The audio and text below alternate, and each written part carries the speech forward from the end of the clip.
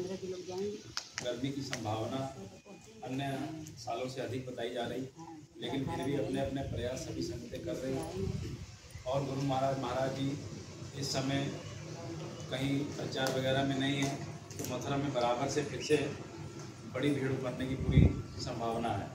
कोई काफिले वहाँ नहीं निकल रहे और लगभग सब फसलें भी कट गई हैं और स्कूलों की भी हालत है कि भाई इस समय लगभग छुट्टियाँ सभी को आसानी से मिल जाएंगी।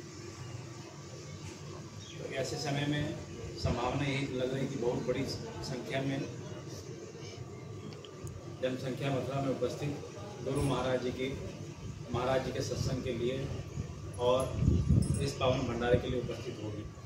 ऐसे में हमारा आपका ये कर्तव्य बनता कि जिस हिसाब से हमने अपनी सेवाएं पहले से निभाई, उसी में ये लगभग होली से 2 दिन बढ़कर 5-6 दिन का ये कार्यक्रम हम मथुरा में संपन्न करेंगे। उसके लिए लगभग सब लोग अपने अपने प्रयास कर रहे हैं। इसी बीच हमारी संगत ने अपने बर्तनों के लिए प्रयास किया, हमारी संगत के बर्तन हो गए। उससे पहले जो रुकावटें थी धीरे करके हर एक चीज़ का हल हुआ और रास्ते निकले।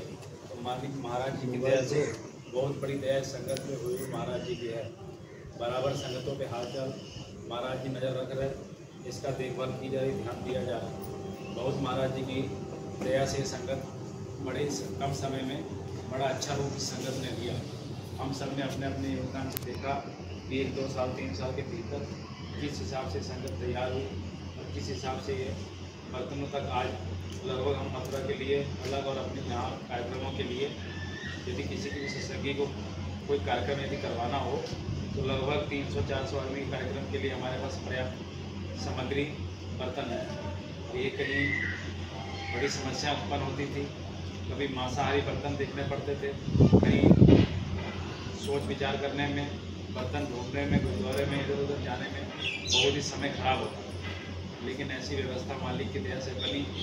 देखते देखते कुछ ही पलों में ये बात हुई और उसके बाद संगत में संकल्प लोगों ने अपने अपने किए और ये बर्तनों की व्यवस्था अपनी संगत की हो गई। अब इसी हिसाब से देखिए लगभग हमारे जितने भी कार्यक्रम हुए बुजुर्ग महाराज जी की दया से कोई कार्यक्रम घाटे में नहीं हुए। जितने भी कार्यक्रम सबने अपना अपना योगदान अपनी पूंजी के हिसाब से डाला। लेकिन बनता तो ये कि भाई अपने आप पंजाब में रहते यहाँ धरती पे ये नियम सिखों के धरती पे गुरु महाराजों ने अपने अपने आदेशों में दिया कि भाई आप अपनी कमाई का 10वां हिस्सा बिना किसी विरोध के आपने उसको उठा के गुरु महाराज को समर्पित करें।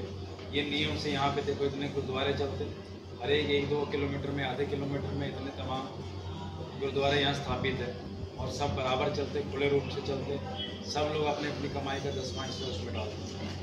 ऐसे ही देखिए राधा स्वामी में लगभग लुधियाना में 12-13 सत्संग घर हैं। ये नहीं कि एक तो हमको आज विचार करना पड़ रहा कि यदि लेना तो कहीं दूर लिया जाए, कहीं यहाँ लिया जाए, कहीं सस्ती ज़मीन पड़ जाए। लेकिन राधा स्वामी के लगभग 13 सत्संग केवल लुधियाना में। हर एक आधा किलोमीटर में आपको सत्संग मिलेगा। एक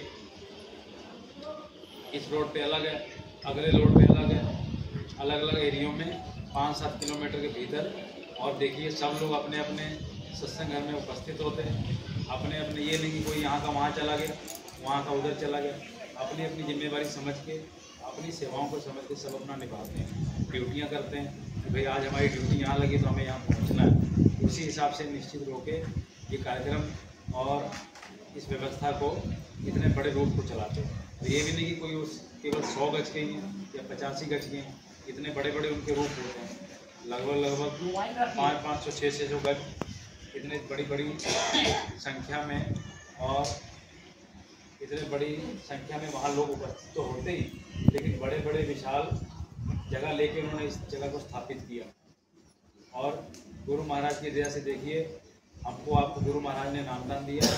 नामदान देने के बाद वहाँ कितनी कठिन विधि भी है। एक समय के बाद सेवा करने के बाद ऐसा नहीं कि हम इसके बारे में कोई बात आपसे अलग बता रहे हैं। जो वहाँ का विधि नियम है वही आपसे साझा किया जाता है कि वहाँ सेवादारों के लिए ड्यूटियाँ लगती। 1-2 साल 3 साल सेवा करने के बाद उनकी गतिविधियाँ देखने के बाद फिर जाके कहीं कमरे में या किसी तरीके से उनको नामदान की चीज़ प्राप्त। लेकिन गुरु महाराज ने कितनी आसानी से आपको देखी, वही चीज़ कितनी आसानी से गुरु महाराज ने खुले रूप से आपसे बांट दी। देखो ये नहीं देखा किसी के पास क्या धन दौलत